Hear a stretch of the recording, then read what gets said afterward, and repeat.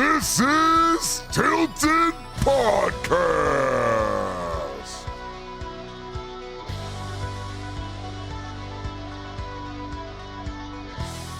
Oh, yes.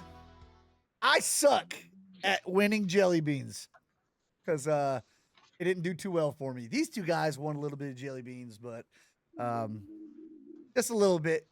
Right now, we'll go ahead and flop over to the standings of these jelly bean conversations. Well, hold on real quick, Tyler. We could talk about it, but I think we really want to highlight our bets and kind of go through week 1 of college football and what were some of the craziest things. Some of the crazy things. You can keep that up. That's no big deal. Yeah, we'll leave it up so people can enjoy Anthony being ahead for some weird reason. Well, yeah, because that's going to stay that way. No, it's not. Biggest takeaways: college football week 1 in the books. Biggest takeaways. What do you got, Bradley? Florida State sucks.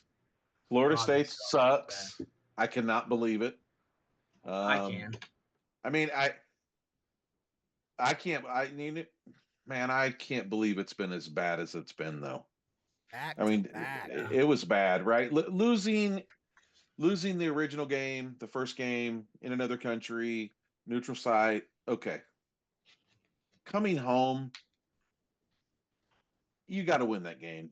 They're just not prepared. Something's wrong, right? And the funny thing for me, right? Takeaways, him, and then I'm obviously, Bama, right? I'm excited about DeBoer, right? And I was I'm talking to my son the other day. I'm like, look, it's funny because DeBoer and Mike Norvell were 2 of the final 3 final names connected to Alabama.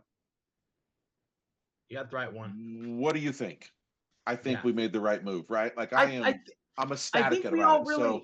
I think we seen it all last year. Like when they didn't make the playoff and everybody was going crazy, and it's like, it's because they're not the 4th best team.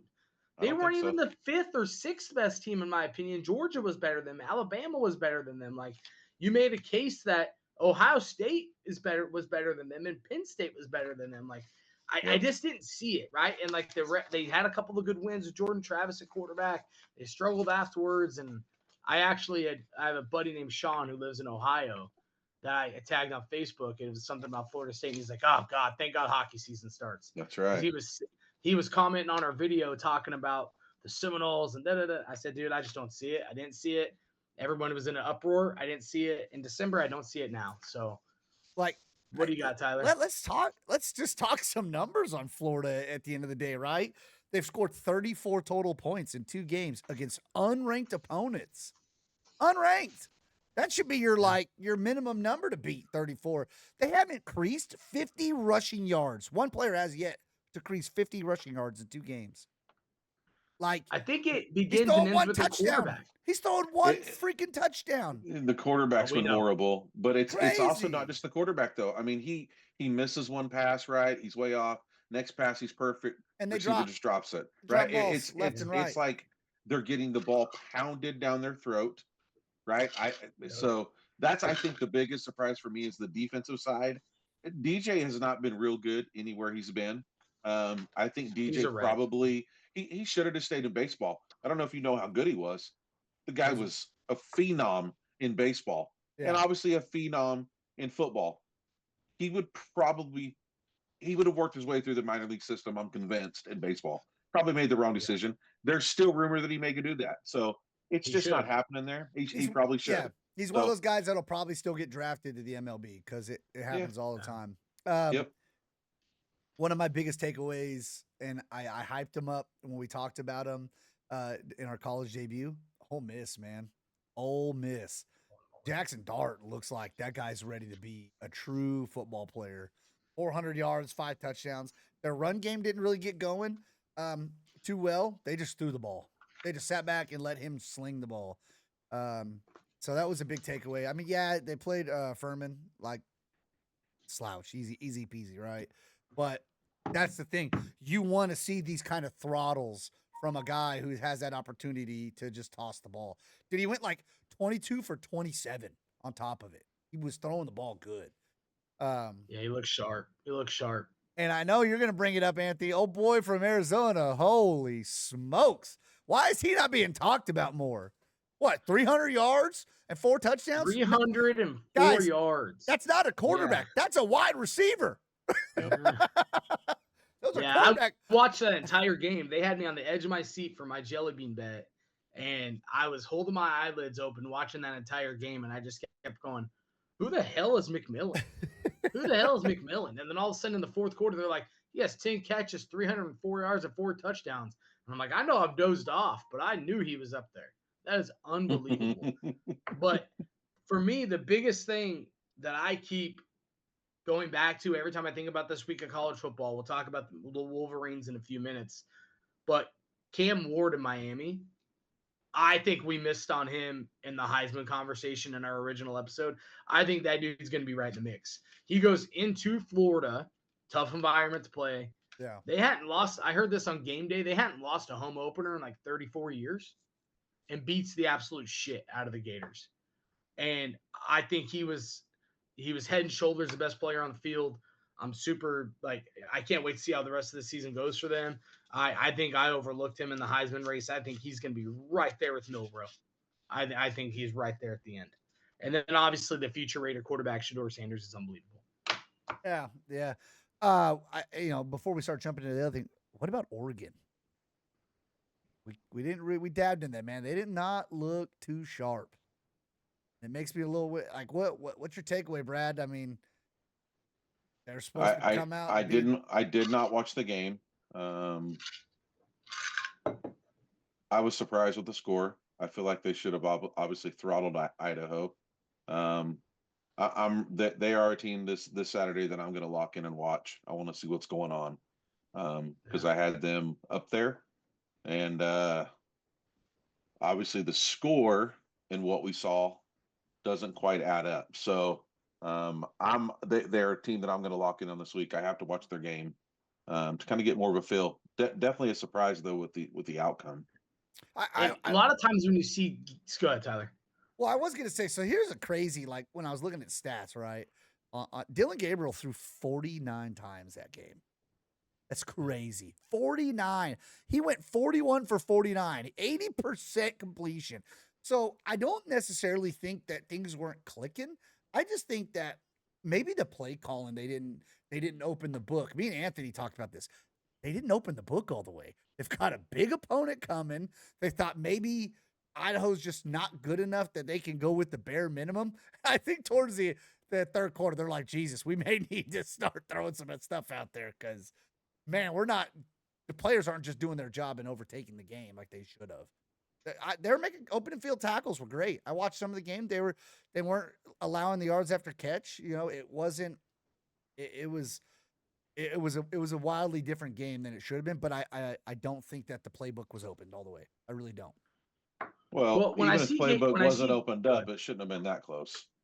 Yeah, that's what I was getting at. It's like when you see games like this that are awkwardly close, right? Like even Ohio State was up like 17-7 on Akron in the second quarter going into halftime, and you're like, okay, they got to pull away and they got to put some things together that make you remind, oh, that's what Oregon looks like. Even Michigan, as struggle as they were in that fourth quarter, they put together a drive, and I think I text Brad and I go, oh, that's a Michigan drive. Run the ball, use their tight ends. That's a Michigan drive. And then nail in the coffin defensively. They actually had 3 interceptions on that final drive, one being a pick 6 by the best corner in football, Will Johnson. But, okay, now that starts to look like it, and they pull away a little bit and get a 20-point win. It never looked that way for Oregon. I watched that back and watched a lot of things on that game. There was times in the fourth quarter they looked like this score could have been a lot closer.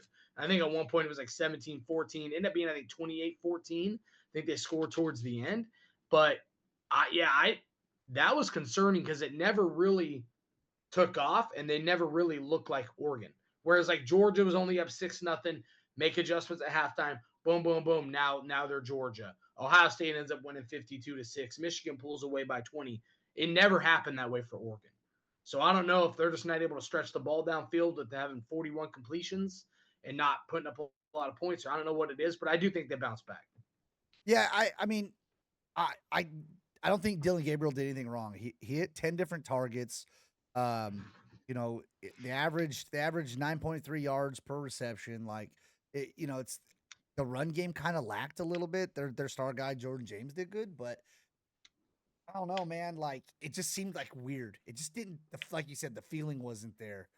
I don't know. No. It wasn't like watching some of those other games like OU and Ole Miss, like just absolutely throttle somebody. I think Oregon missed out on that, and they really needed that pump up game. But all right, we can move along. Let's talk about this week. Yeah, we're going. Well, before we do go this week, we got to recap week 1 here, Brad. And obviously, I got Notre Dame money line. That won me some beans. Oh, are we just going straight to the beans? I thought we were going to preview like just week 1. Well, okay, this is we're going straight jelly beans. Here we go. Okay. Well, okay. Well, that's all we have as far as a preview and takeaways of week 1. Unless you have something else you want to touch base on week 1. No, I just thought you were wanting to talk about some of the upcoming games, right? Like Michigan. How do they do at Texas? Right? Yeah, I know that Tiger's intrigued by Tulane, right? How does Kansas State do there? That's a big matchup. Yeah. But the one I can't wait for is to see your boy Dion go get throttled by Matt Rule, because they are not disciplined. We saw it. They barely could beat North Dakota State at home. North Dakota. And I'm not really concerned about anything they got. I got to be honest with you, Anthony. Bradley, I have to tell you something. I think you're wrong. And well, that's all right. Because you didn't watch the game. You were at baseball practice. I watched every play of that Colorado game I was dealing with their fantasy baseball fiasco. They had a rough first half defensively. Second half, they only gave up 6 points. Only gave up 6 second half points, and actually established a run game to milk the clock, because I did have the under, and it did hit. So still not going to matter. They're going to get throttled this week.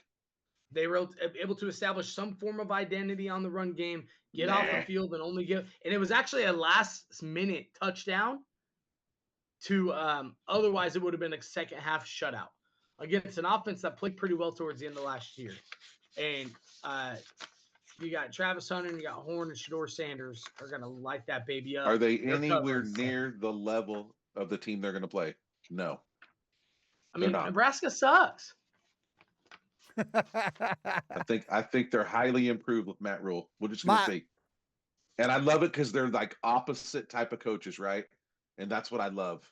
And Matt Rule is all about his players, and it's right. It's this old style, right? And you got prime time, right? And it's going to be great. And I know you love him, and I think he's trash for the way he treats his players. I might know a little bit of personal stuff there, so that's different. When he went in there, he treated people like shit. So it is what it is. He'll never get respect from me. You can't treat college kids like that. So that's a whole different subject. Yeah. He deserves to lose. Hold on. So why not when they're getting paid, and he knows they're getting? They weren't getting paid at that point. Everybody knew they were going to get. They knew they were going to get paid. No, totally different deal. You could still treat people in a good way. He was absolutely treating kids like shit. So that's why there was mass. It was not him sending people out the door like he was saying. That's not true. It was mass people leaving. And I know one of the kids. He was a highly touted kid. A lot of kids left for the way they were getting treated. Whole different subject. If you weren't there, right? If you don't know, I'm telling you, that's what was going on. So yeah, I don't know personally on that. He may treat some certain people really good, right? But he treated some kids really horribly when he went there. So I'm not fond on it. I don't think it's a great deal, and it is what it is, man. Colorado. We'll see what happens on Saturday. We're gonna find out. We're gonna find out. I do want your opinion, both your guys' opinion on Michigan. So I obviously have my hard opinion here, and I told in a text, I said if they don't figure something out offensively, they're going to get boat raced by Texas. I said that to you. I can't deny that text was sent, and I still feel that way. But the more I've thought about it, the more fishy it feels to me. It feels like Donnie Edwards had 6 rushes for 27 yards. I feel like he needs to be more involved. I feel like he's going to be more involved. I feel like that defense is legit. I feel like Alex Orji is going to get more involved. I feel like they are struggling to create an identity. And they might still continue to struggle, but I do think there's a portion of this where they didn't fully open it up against Fresno, knowing they got Texas rolling in week 2. And maybe you see more of that Alex Orji, Donnie Edwards, or as we call him in Ann Arbor, the Don, coming in against Texas. Boy, I hope so, or it's going to get ugly. I don't disagree. I think the big difference is that Texas doesn't have those questions. So for me, it just feels like Texas is more built for this year. Michigan is obviously a stout team, right? Defensively, I think they'll keep them in the game. But when I look at that line, I feel like Texas will be able to cover it. We'll just see. I feel like Michigan, it's going to take a couple weeks, man, to figure out. I agree on why Donnie Edwards is not used. I don't understand. They've got to get back to what they are. I just don't know if the matchup is good for them this particular week. Texas is stout, but it is the Big House. So that will help.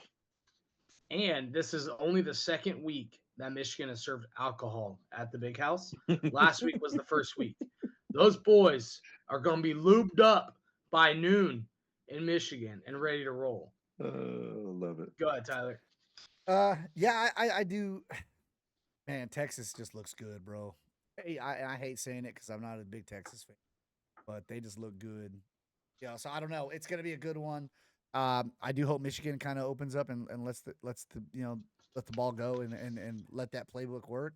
I just think Texas is stout. Like there's no questions in Texas. There's questions. Well, there is. Not like Michigan.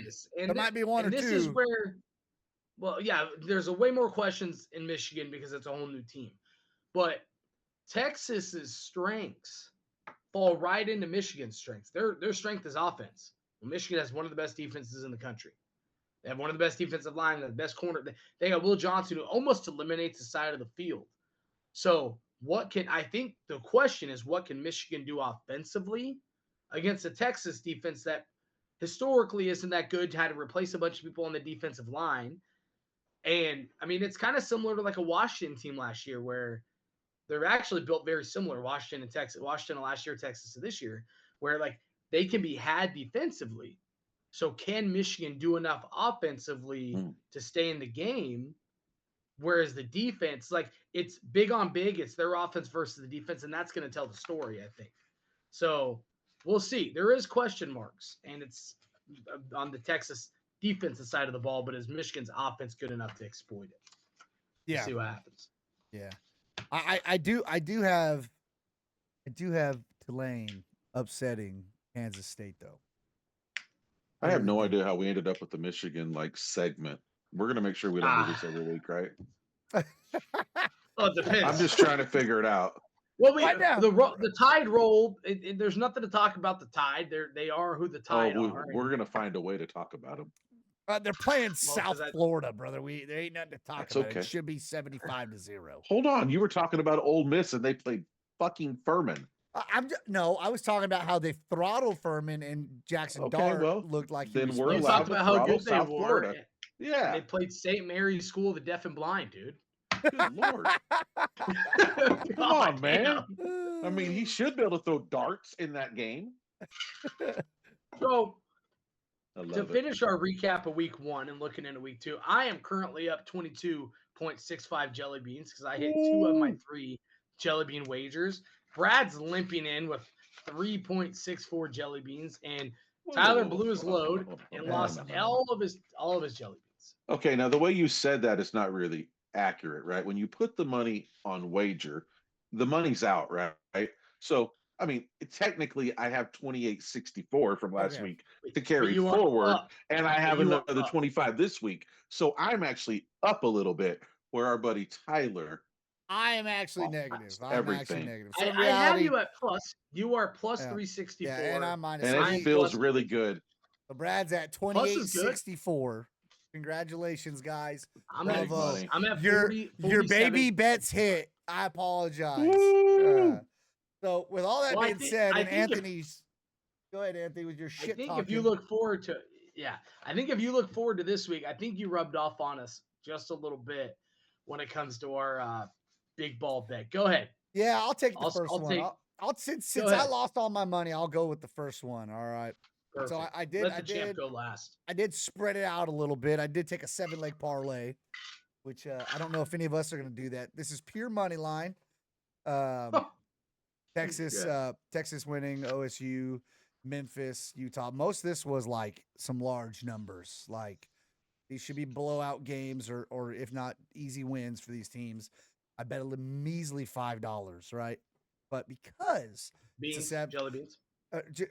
Dollars is jelly beans. Sorry, they all sound the same to me. Jelly beans. See, listen, food to me is like money, so it all goes the same. Okay. Once again, guys, do not gamble. It's a terrible idea. You'll lose every time.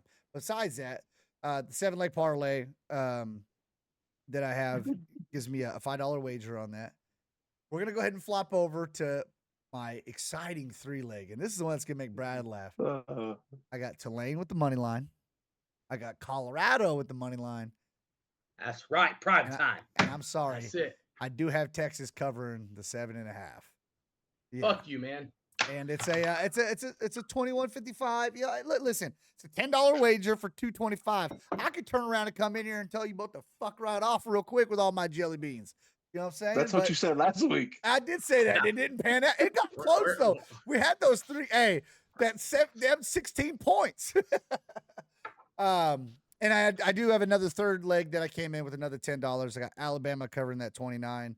Ole Miss to cover the 41.5, and I just need Washington State to cover the 2. And that's for 10 jelly beans for 69.58. We'll see if I can't climb back up in here. Who wants it next? Let's see what the second place person has. Oh God. Well, so we're ranking each other now, huh? We'll go to Brad then. Obviously, I missed my 2 parlays. My $15 bet on Alabama to cover 31 obviously paid. So that's how I ended up, up a little bit, right? So that was kind of my intention. And I did say that last week. I'm going to place one that I can at least carry the money forward. So with the way we're doing this, right, I could carry the 28.64 forward, and I get another 25 this week. So that helps us a little bit. I didn't do nothing amazing, right? Miami covered for me. UTSA did not cover, so that lost that parlay. Boise State, who I do have as the final team getting in the top 5, they won on the road. They won 56-45. I needed them to win by 13, right? So lost that one by 2 points. I needed Michigan to cover 21.5. Michigan won by 20. Those are the things that happen, right? So the bad beat would be Kennesaw State, right? Actually keeping the UTSA game within 12. That was a 24. That's ugly, right? So that's an ugly beat. The other ones are pretty close. Alabama game kind of keeps me in it. So moving to this week, we're gonna ride the tide again.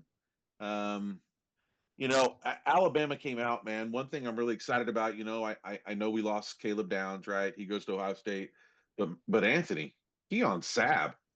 He fits our defense. Michigan transfer, the guy just happens to fit, right?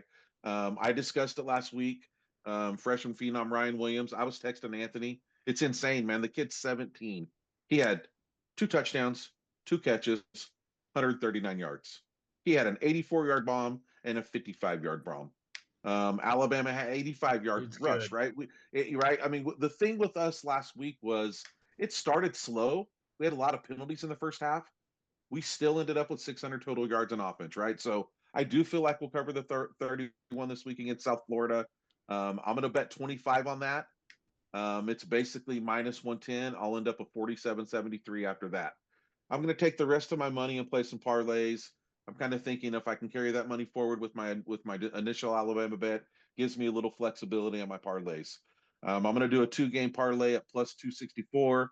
I'm going to bet $10. It'll win me 36.45. That is Sam Houston. They are getting plus 22 on the road at UCF. Sam Houston had a great game last week at Rice.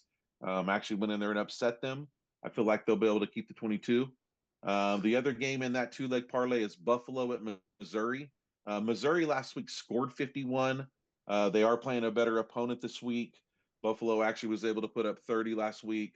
So I think they'll be able to get the 51. They'll be able to get the over on that. So I got the over 51 with Missouri and Sam Houston getting 22 on the road for that 2-game parlay. pay me 36.45. I got a 3-game parlay at plus 581. This makes me sick to say it. Cal Bears suck. I'm going to pick Auburn to cover the 13 at home. I'm not even talking about it anymore. Nebraska at Colorado. I've already said it. I can't wait to watch it. Nebraska's going to cover the 7. One thing about our numbers, guys, it depends on when we placed our jelly beans kind of bets, right? We're a jelly bean kind of wager. Depends on when we look the lines up. So they could be a little different for some of us. This next team in this parlay, I think they're one of the teams we probably missed potentially in the playoffs. Tennessee looks ridiculous. Did you see the quarterback? He's 6'6", yes. 255. The kid's a freak. He can move. He can throw. He's going to be a problem. That's my third leg in that one. Like I said, that 10 will win me 68-14. Then I'm going to do something a little crazy like our boy Horton does. I'm going to do a 5-game parlay at plus 1603. If I place $5, it'll win me 85-13. I'm pretty much combining a few of the legs I have and then adding a little bit. I disagree with Tyler on the Tulane being able to beat Kansas State. I'm going to do the money line Kansas State on the road versus Tulane. I'm going to have Alabama covering the 31. Tennessee minus 7.5 at home. Auburn 12.5 at home. And the last one for that leg, my boy's going to hate it. I have Texas covering the 6.5 on the road at Michigan. Those are my bets. Yeah. And I think after this week, I'll be in the lead. Yes. Go to the champs. Go to the week one. Oh my God, the champs! All $22. Man, what are you talking about? You won $22. We bet different. So I'm up 22, but what is missed here is my 2-legger from last week where I had Miami covering 2.5 and the under on Ohio State and Akron at 58. That thing last second was a push on that 58. So it turned into a 1-legger of me just betting Miami. I was one goofy play away with a minute to go, collecting way more jelly beans than what we got here. So that one paid last week. And hand grenades. Whatever. And then Notre Dame money line on the road at Texas A&M paid. And then obviously, ultimately, USC and LSU didn't go the over like I thought. But boy, that Arizona game, my second leg of the third leg, had me up and sweating it till 10:30 with my eyes burning on Saturday night. So I am up to 47.65 jelly beans. With the addition of 25 jelly beans this week, I have 72.65 to mess around with, and I have them all on the line this week. So gonna lose them all, baby. No, I think I'm good here. I got my first wager here. I got Oklahoma covering the 29. I think Jackson Arnold's really good. I think he has a few more weeks until we hit that tough stretch. I do think they're going to cover the 29. And then I do have Clemson money line. They were a 17-point spread. I almost wanted to take them. I just don't. I think Clemson bounces back and gets money line. I got 25 jelly beans going there. That'll pay 53. Then I got a little teaser action that I don't think any of you guys can actually disagree with. I think you guys wish you did this bet. At plus 233, I got Alabama teased down to 27.5. Ohio State and Ole Miss both teased down to 34.5. You did it again. Is the Ojito on purpose? Is this an accident? Because you spelled the Ojito. Oh, it's on accident, brother. I mean, we don't like talking about. We don't like talking about that team from Columbus, but I would not misspell it. So we got Ohio State covering 34.5. Same with Ole Miss and Alabama tease. That's 25 jelly beans will win me 80-67. And then the interesting one here is I do think Oregon bounces back. I think they cover the 19.5. And then I'm not betting on any point spread for Michigan. But the over-under on this game is only at 43.5. And I think in order for Michigan to compete, they're going to have to put up some points, 20, 24, something like that. I think it's a 24-20 ball game, probably either way. And if it's right and they're going to get boat raced by Texas like everybody thinks, then Texas will probably put up to 44. So I think 43.5 is pretty low for that game. I see it being 20, 24-20, 27-20, something like that. Someone hit the over there and bet 12.65 to win 46.10. And then I'm getting a little goofy here with the 5-legger at 24 plus 24-36 with kind of a mixture of everything we talked about. I got Alabama covering the 31, Missouri covering the 34.5. I agree with you. You beat me to the punch on Tennessee and that quarterback covering 8, Ohio State covering 38, and Oklahoma covering the 29 to win 253 beaners. Whoa. But jelly beans. And I'll be in a commanding lead after the end of this week. Commanding lead. You know, cold on the game. Hey, I will just say, outside the jelly beans last week, it was a pretty decent week. Yeah, it wasn't until maybe we should have maybe we should have discussed those jelly bean wagers. Yeah. But we should. You know, I don't know. It's a little easier when you can wait, right, and kind of evaluate a little more. It's harder this way, man, but it's fun. I'm having a blast doing it, and we'll see how it all works out. Yeah. I do remember this is for fun. Yeah, I do want to remind everybody, gambling, you're gonna lose no matter what. We're not professionals. We're not making money doing this at all. So just don't think we're here to help you make money. This is just our personal opinion. We're not professional analysts. These are just numbers we've collected off the internet and what we feel, what we watch. So it's a personal opinion. If you want to take it with a grain of salt. But at the end of the day, gambling is the devil, and we don't like the devil. All right. But in that, you guys got anything else? I think that's it. I'm looking forward to taking a commanding lead in this jelly bean bet, and I will. I can't wait to see the leaderboard next week when I got over 300 or 400 jelly beans. Can't wait. Yeah, it's exciting. Week 2 of college football. I'm pumped up. Week 1 of NFL snip coming that in. little clip, what he just said, and have it ready for us next week. Horns down. Horns down. Go blue. Horns down. You guys have a great night. Welcome back, football. We love you. Peace. Thanks for watching. We appreciate you join us again. If you could, please give us a like, subscribe, or follow at any of these social medias right here. And if you have any questions or concerns or something you want to discuss, please send us an email at tiltedpodcast24@gmail.com. Thanks and have a great day.